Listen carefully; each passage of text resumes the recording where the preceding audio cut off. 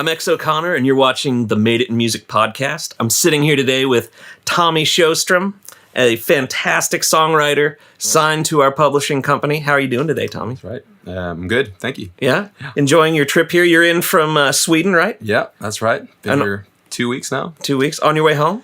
Yeah, I'll leave today. Miss my family so much, but yeah, I've had a great time here. So How's your trip been? What have you been doing? just writing a lot, just hanging out with a bunch of people. Got a lot of people that's become good friends here now. Yeah. So, yeah. That's fun. Yeah. Awesome. Well, I'm glad you've had a great trip. Yeah. You ready to dive into some of the depths of the podcast? Shoot away. All right. Well, can we start with, what was the moment you made your first dollar in music?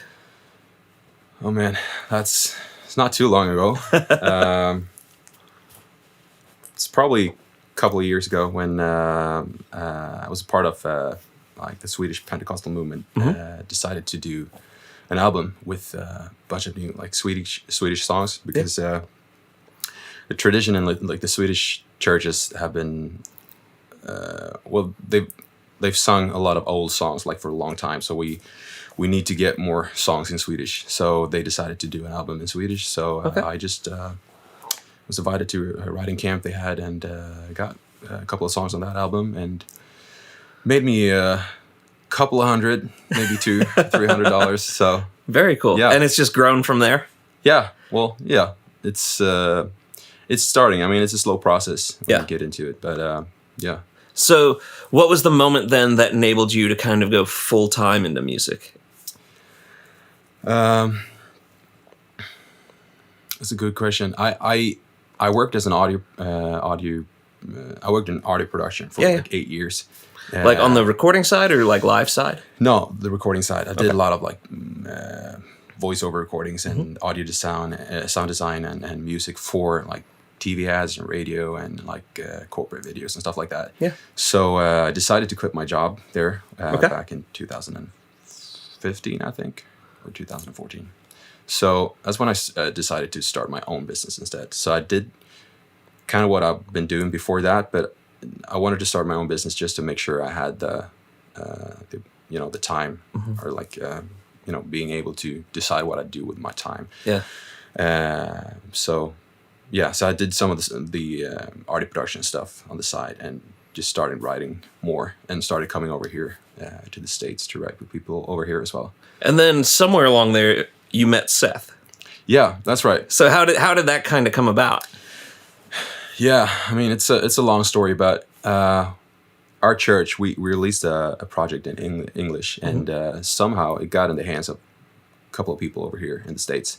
So we just started coming over here, had a bunch of meetings with people, and just started to get to know people, and one relationship led to another, and then I had this conversation with Chad Segura at Centricity, and he said that he knew a guy who once in a while goes to Sweden because he's married to a Swedish girl, and they're supposed to go this summer. You should definitely catch up with him and see if you could write or something like that. So he connected us, and I just went to see him, and we wrote for a day, and just a great time hanging with him. And then I came back.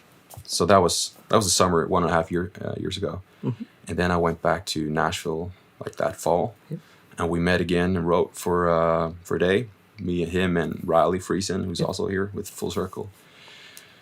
And then they came back to Sweden, Seth and Celie and their daughter to Sweden. They went to Stockholm and up north, and then decided to come down to Gothenburg where we live and visit me and my family. So we hung out there for a couple of days and just hit it off really well.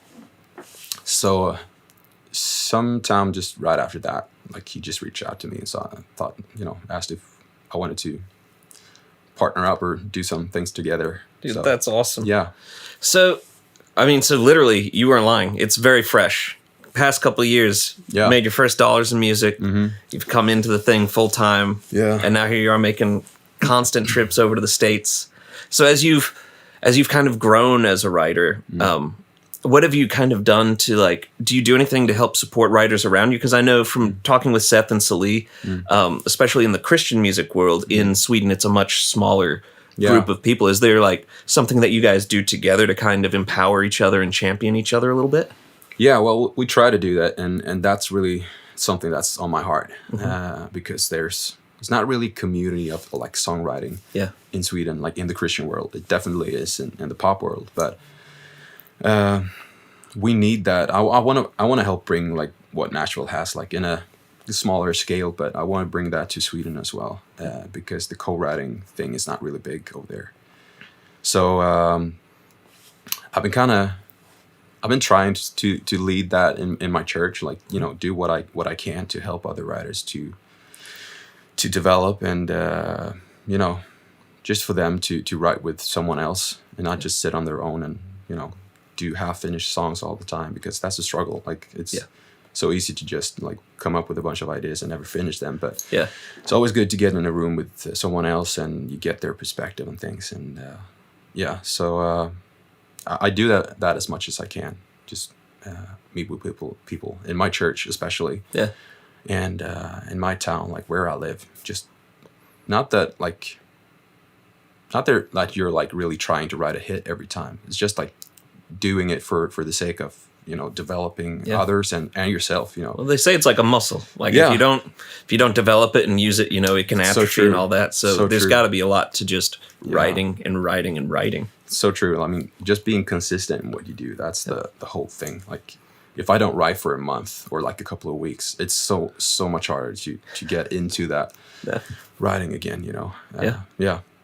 Man, that's awesome. Well, we're glad that, you know, you're reaching people over there and pushing. Co-writing is such a powerful part of music making in the United States. Like at Full Circle especially, we're just so team-based that, you know, Seth and I co-produce everything together. You know, he co-writes all the time. There's just something to be said for having people around, just another set of ears or another mind to bounce ideas off of. It's such a useful tool, especially in a creative field where, you know, everyone kind of interprets things differently. It's great. And so we love that you're bringing that across the pond. Yeah. And you gotta try it out. Like you're probably gonna write with a bunch of people that you don't really connect with. But somewhere along the line, you're going to find someone that you really, really click with. And so me and my friend Lucas, he's the main drummer in our church. He's like, we really hit off as like when it comes to production and stuff like that. So we try to do as much as we can together.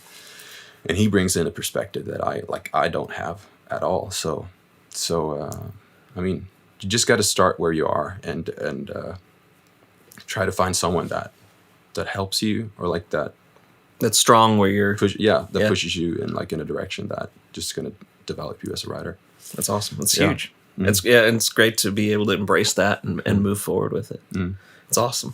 Well, let's jump into what we like to call the Full Circle 5, which is 5 quick questions for you, just to you know, just kind of see, you know, dig into your personality a little bit. So first question is there a book or a record that you frequently recommend to people? Oh man, that's a good question. I'm not a frequent reader, really. I want to be, like, so since Christmas I've actually I think I read 2 books, and that's huge for me. One book that I'm reading right now, and I definitely recommend it. It's the song that totally lost the title now, but Amanda Ferguson from Hillsong. Songs of Heaven. I think it's called Songs of Heaven. She's from Hillsong in Sydney. She wrote this book about songwriting, and it's really about writing music for the church. So it's really good. And you know, since I'm a part of Hillsong, like, you know, that's a you know, the writers in Hillsong and all that are, you know, have been like huge inspiration to me, like for so many years. So that's a really good book that I definitely recommend to someone who wants to write music for their church. What about record? Do you have a favorite record right now that you would highly recommend people listening to? Well, I'm really, you know, listening a lot to Corey Asbury's latest album, and I love it because it's just feels like he's just so raw and authentic and honest, and I love that stuff. that kind of stuff. We can just hear people's heart behind the songs, and to get to know their story, and you hear that like through the songs as well. Yeah, you get to experience it. Yeah, so that's an album that I'm really digging at this time. That's awesome. Yeah. All right. So a big thing we talk about at Full Circle a lot is learning by either mistakes or mentorship. And we talk a lot about mentorship. So mistakes is one we've been trying to focus on a little bit, because if you have a failure, it's only successful for you if you learn something from that failure. You know what I mean? Yeah. So do you have a favorite failure, like a failure or something that happened to you where it was bad, but what you got out of it changed you and pushed you forwards positively? Oh man, that's such a good question. Well,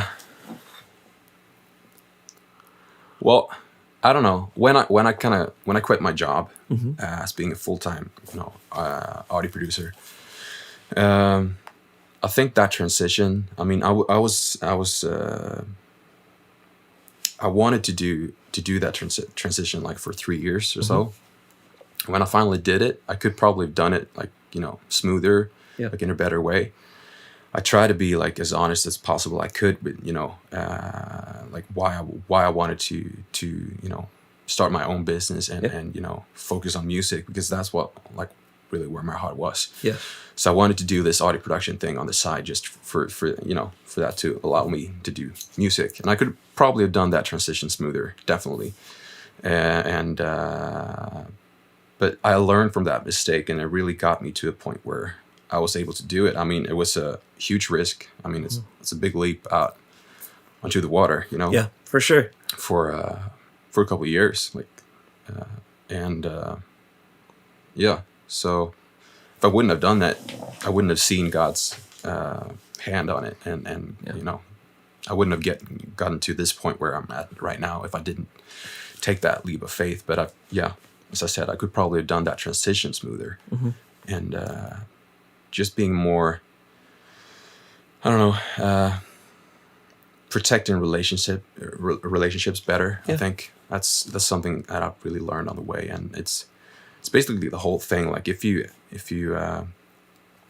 want to make it in music, like, I mean, it all starts with the relationships. Yeah. It doesn't start with the song. It starts with the relationships. That's huge. Yeah. Yeah, and then the songs will come along the way. Yeah, for sure. That's great, man. Yeah. So before you dove completely in full time, before you made that step in, before you took that leap of faith, what was the number one thing that was holding you back from doing it? Might have been fear, I think. Probably a fear of what other might think about it, Yep. And I mean, like my situation doing this, trying to proceed, trying to like accomplish a career or whatever you want to call it, in music, and especially Christian music in Sweden, is pretty hard because it's not a big community, in the Christian world with songwriters and producers. Those who are really talented, some of them make it in pop music, but so I felt like what I was doing was pretty new. Like I didn't have any example to look at and follow. So I think fear was kind of holding me back a bit in the beginning. I always knew what God wanted me to do. I knew that this was on my heart, and this was what God wanted me to go for. Like one day. But at all, I know God's timing is always the best, and I kind of want to quit my job like for probably 3 or 4 years before I actually did it. But I'm glad I didn't do it any sooner, because I felt like the time when I did it was the right time to do it. But then actually just going for it, and when I felt like God was just opening doors over here in the States, I went with it, even though I didn't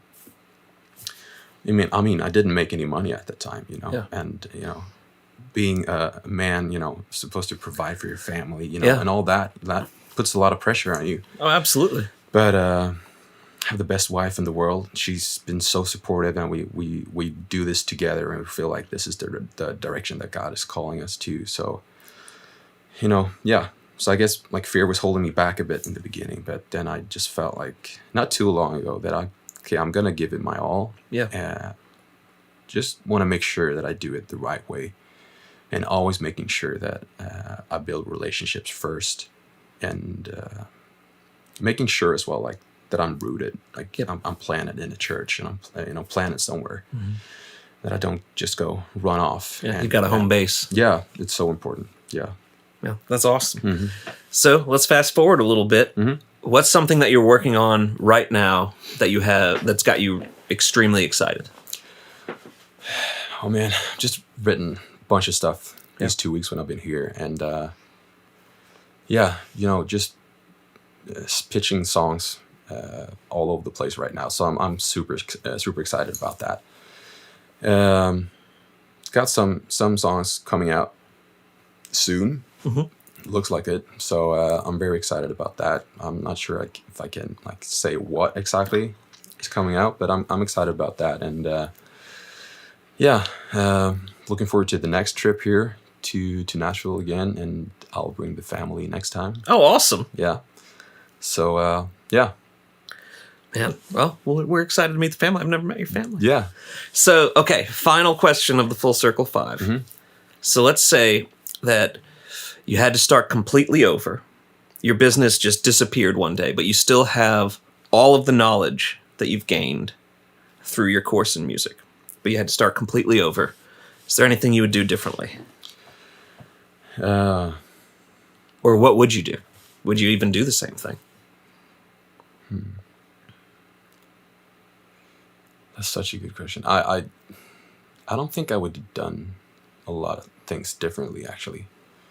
Because it basically started with me just being, planted in a church, doing what I could, to help, bless that church, to use my gifts in that church. And that was the sole purpose, like why I even started writing songs. I went but before I was a part of Hillsong, I grew up on a small island on the Swedish west coast, and that was a small, tiny Pentecostal church. No, well, that's a funny story in itself. I thought it was a Pentecostal church up till I was like 17. Turned out it was a Baptist church. Okay, whatever. I don't care so much about the labels as long as we believe in the same things. Absolutely. So I was a part of that church, and I didn't have any friends in church really when I was growing up because there were no people in my age, but my sisters basically dragged me to church to start playing drums in the youth choir. Okay. So yeah, I ended up doing that, and one thing led to another. Suddenly I was playing the acoustic guitar, and then I was singing, and suddenly I was leading worship with my sisters, and I just felt the need for songs, like for my church, and that was a church for we probably had like 30 people on a Sunday, or 50 or something like that if it was a good Sunday. So I just started writing songs for that because our church needed it. So like if I was putting together a set list for that Sunday, I just felt like, okay, we need a song like this, and I would just go on and write it and then introduce it that Sunday. So that was the whole purpose for me starting writing songs, and I think my heart is really in worship music. So if you're like, if that's what you're going after, a career as a songwriter, writing for the church, that's what you gotta do. You gotta make sure you're planted in the church and write for that church, because that's where it starts. And I did that. Made sure I stayed planted. I just focused on that for 15 years before anything started happening. So you had a nice foundation. Yeah. Of course, you wish the journey would have been quicker, or that would be a shorter journey. Yeah. Sometimes, but I don't regret anything. I've loved the whole journey. I love being a part of the worship team. I've been leading worship for 15 years now, or 14 years or something like that. And I love that. I love the church, and Very so I don't think I would have done anything really. You're pretty happy with how things have come together? Yeah, I am. And well, as soon as you realize that everything starts with a relationship, that the better it is. Yeah, it's an eye opener. Don't try to kick doors in. Just make sure you get to know people first, and they will have a chance to get to know you and your heart. And and I'm sure God will just bless that into whatever He has planned for you.